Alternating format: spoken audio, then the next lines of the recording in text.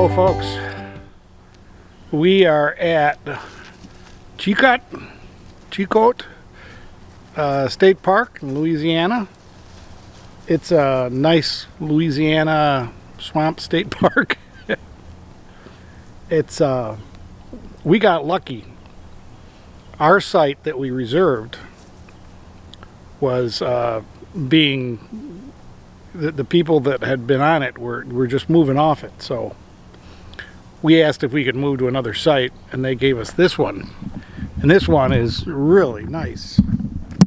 It is up on the hill, but we're at the top of the hill and we're on a nice flat site. The rest of the sites are down and they're on slopes. They're like on the side of the hill. And that was the site we were supposed to have way down there, and you can see the pad is like on its own little escarpment there, and there's no room on either side of the pad to do anything. So we are it's getting dark, and it's hot and muggy here. It's February 11th, Sunday before Mardi Gras. It's the Mardi Gras week. The weekend had parades and all sorts of things that we went to in our last campground, but we just got here, and we are cooking some soup. Hot pot. We got a big pot of soup cooking there, and that's the soup.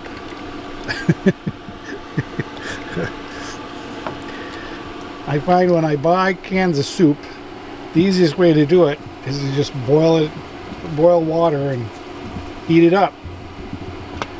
And with the induction cooktop, I can do that without using any propane or anything. It's just so.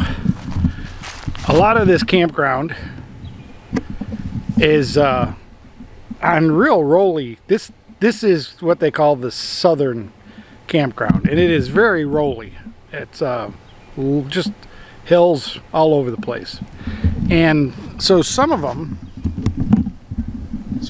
they do this. They put a deck next to your parking pad, so you can have a place to eat and come out of your trailer. But so we moved, and we were glad. But it's a nice site. It's water and electric. It's a little far off the parking pad, and we had to. I always like to be as close to the edge on this side as I can. And one of the problems with the wolf pup is that these stupid stairs have feet, and so the feet have to be adjusted so the top of the stairs don't scrape on the door. And there's only so much adjustment, and you can see it's been scraped a lot, but because it's a bowed, crested whatever, it's not just flat. I had to put boards under one side and take the feet off. I had to take the feet off, and this side actually is still too high, but I got the door so it scrapes across the top, and I'll live with that. The boy is he's kind of like old and tired. We played some heavy ball, and he just wants to lay in the car and sleep. If I go anywhere, he wants to follow me, but he's happy just laying there and sleeping out. There are mosquitoes here already. I've been bitten 3 or 4 times already walking around in this thing. And we'll give you a tour of the campground and give you the list of the best campsites and some of the other things. It's really a nice park. It's got a big nature center and arboretum with live turtles and snakes and things like that. Some fish and some alligators, some baby alligators that you can handle and play with. And so it's really nice. And it's got 2 or 3 boat launches on the lake. It's a great big cypress swamp lake that they made, and I guess the name of the park, Chicot, is an Indian word for stump-filled or stumpy or something like that. So they cleared the forest where the lake went of cypress trees and then dammed it up so it was full of water. And so that's how they got the name. But there is a section of this park that has not been logged. So they have some really good big trees, some really supersized cypress trees, which we're going to try to find. But right now, the sky looks like it's going to rain. And there's supposed to be rain today and tomorrow, but so far we've gotten just a few sprinkles. So anyways, as the kids come up the road here, these kids have been riding up and down this road all day. I would think they'd be getting tired by now, but so far they're doing good. So let me get back to cooking my dinner here, and we'll be back in just a second.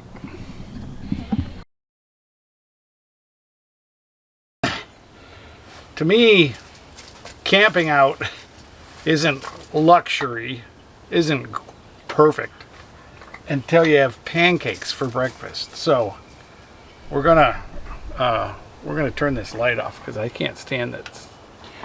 All right, so I've got my pancake mix out already in a little cup. This is a little paper cup that I use for pancakes. Even though the recipe says eggs are included, I add eggs because I think it makes it healthier, and for the same reason I add milk. I think it's healthier and it makes a smoother, nicer pancake. It's not as sponge-like. I also like to add, these are walnuts that I've chopped up in my blender at home. Pretty much they're dust, but they add a nice flavor to the pancake mix. And of course, if you know me at all, these are frozen. I usually thaw them, but I forgot to, and I really wanted to do this today because it's supposed to rain tomorrow. But there's blueberries, and these are Wyman's wild blueberries from Maine. They're tiny little blueberries, and don't skimp on blueberries. If you make blueberry pancakes, it's not 2 or 3 blueberries per pancake. It's the whole pancake is blueberries. So you have to stir these up. What did you bring me? You bring me a stick? Tequila? Why do you bother me when I'm filming? Alright, I took a second there to stir this all up together, and it's really more like a muffin mix than a pancake mix, or a pancake batter. It's a little thick, and I put the blueberries in initially, which really you should put the blueberries in the very last, just before you pour it in the pan, and that way you don't kill the blueberries. But since they were frozen, I wasn't worried about killing them, and I really wanted to thaw them just a little. So we're using the induction thing on hot, and butter in the pan.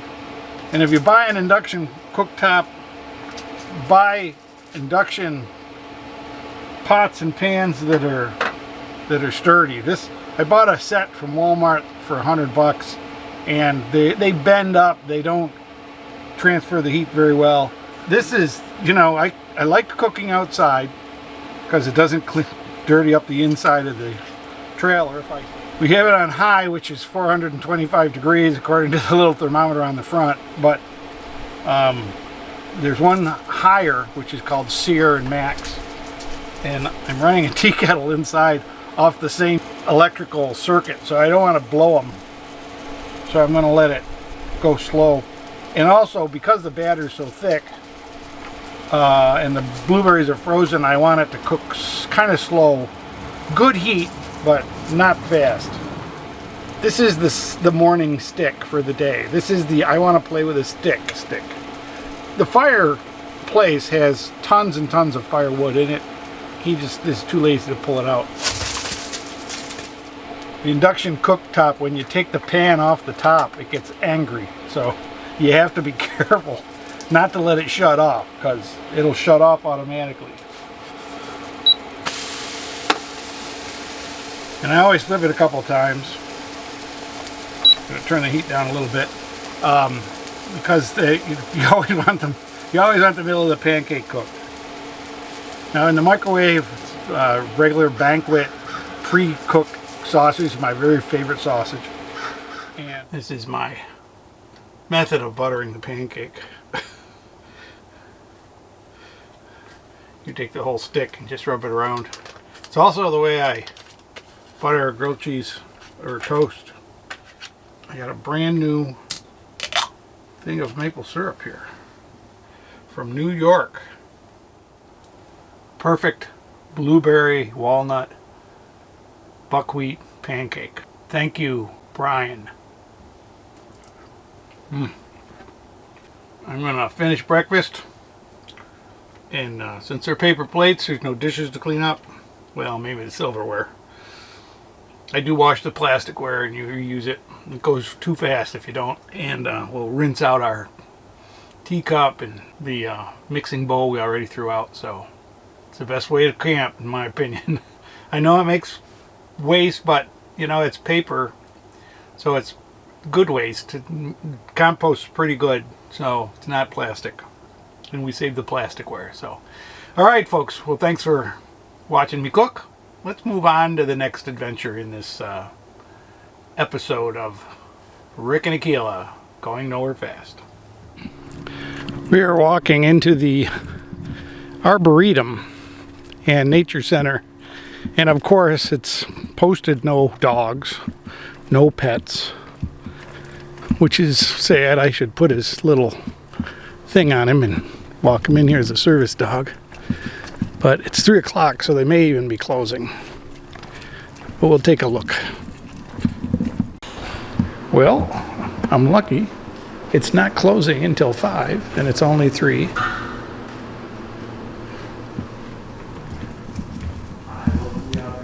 Hi, this is neat. And all the trails are out there. Wow.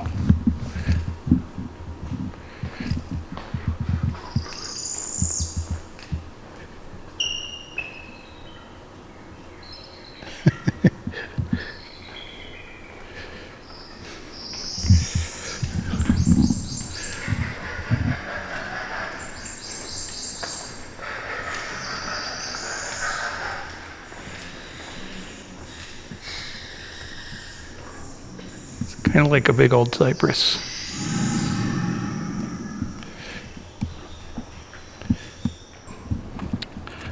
They have approximately 5 miles of trails at the Arboretum and Nature Center, and they're nicely sparsed with identification things of some of the trees. Of course, it would be a lot better if it was spring and they had leaves, but it is a nice place. It's on the dividing line of 3 different habitats. So they have the Tupelo cypress swamp, they have the beech hardwood forest, and then they have kind of a pine forest, and it's really pretty cool. So we won't have time to spend today here, but we might at another time. Yeah, water oak. These leaves are everywhere in the forest. They have all sorts of places to sit and bird watch or do whatever.